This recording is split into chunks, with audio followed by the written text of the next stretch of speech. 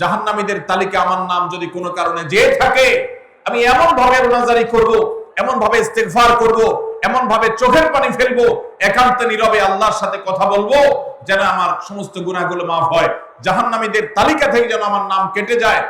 এর জন্য ভাইরা এখন থেকে প্রতিজ্ঞাটা করতে হবে। প্রস্তুতি হলো, কাজ হবে রমজানে, কিন্তু প্রতিজ্ঞা হবে এখন থেকে যে আমি কোনোভাবে এইবারের রমজানের সুযোগ আর হাতছাড়া করব না ইনশাআল্লাহ। তাহলে 3 নম্বর হলো, আল্লাহ রাব্বুল আলামিন এই মাসের যে ফজিলত বর্ণনা করেছে, কোরআন এবং হাদিস সম্পর্কে যাদের মৌলিক ধারণা আছে, হাদিসে রাসূল সম্পর্কে যাদের একটু ঘাটাঘাটিও আছে, তারা জানেন 2-3টা আমল সম্পর্কে কোরআন এবং সুন্নাহ সবচেয়ে বেশি সংখ্যক ভাষ্য বর্ণিত হয়েছে।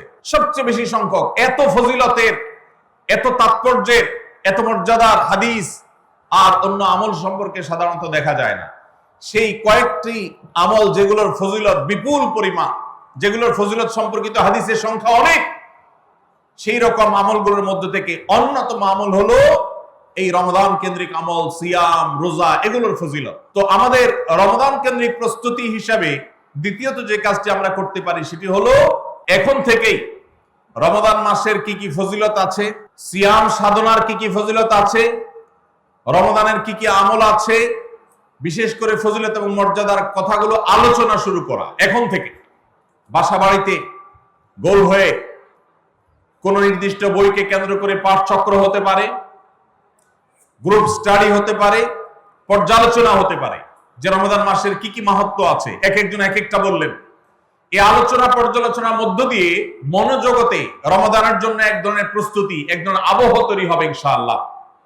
এজন্য দ্বিতীয় প্রস্তুতি হিসাবে আমরা এই কাজটি ইনশাআল্লাহ করব, সেটা হলো রমজানের ফজিলত, রমজানের মর্যাদা, সিয়ামের ফজিলত, অন্যান্য আমলের উপকারিতা, সেগুলো নিয়ে আমরা বেশি বেশি পর্যালোচনা করব। যত বেশি আপনি আগে থেকে পর্যালোচনা করবেন, রমজানের প্রতি আপনার তৃষ্ণা, সিয়াম সাধনার প্রতি আপনার ভেতরে আকাঙ্ক্ষা, প্রত্যাশা এবং প্রতীক্ষা, এটা আপনার মধ্যে বাড়তে থাকবে এবং রমজানের প্রতিটা মিনিটকে কাজে লাগাবার জন্য তাগাদা আপনার ভিতরে অনুভব হবে ইনশাআল্লাহ।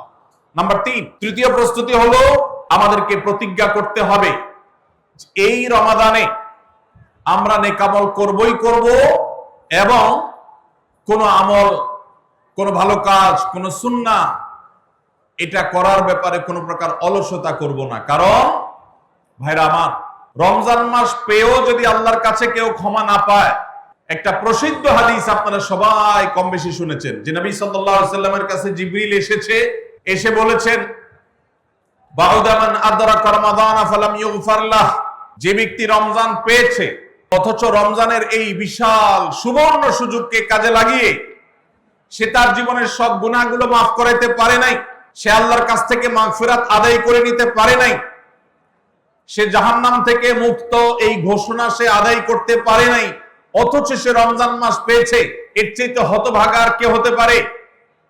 সে ধ্বংস হোক, এই বদদুআয় নবী সাল্লাল্লাহু আলাইহি সাল্লাম আমিন বলে সমর্থন জানিয়েছেন, সায় দিয়েছেন।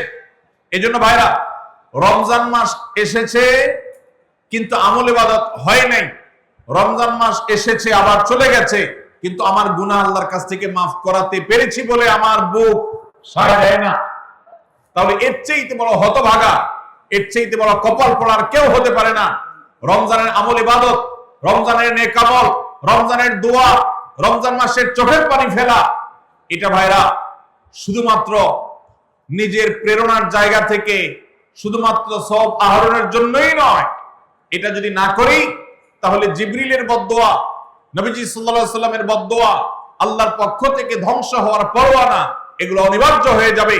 এই কথা চিন্তা করে এখন থেকে রমজান কেন্দ্রিক প্রস্তুতির অংশ হিসাবে আমাদেরকে প্রতিজ্ঞা করতে হবে, এইবারের রমজানের প্রতিটা দিন আমি আল্লাহর কাছে চোখের পানি ফেলে একটা নির্দিষ্ট সময় কান্নাকাটি করব, আমার গুনাহ খাতাগুলোকে মাফ করাবো, জাহান্নামীদের তালিকা আমার নাম যদি কোনো কারণে যে থাকে, আমি এমন ভাবে রোনাজারি করব, এমন ভাবে ইস্তেগফার করব, এমন ভাবে চোখের পানি ফেলবো, একান্তে নীরবে আল্লাহর সাথে কথা বলবো, যেন আমার সমস্ত গুনাহগুলো মাফ হয়, জাহান্নামীদের তালিকা থেকে যেন আমার নাম কেটে যায়।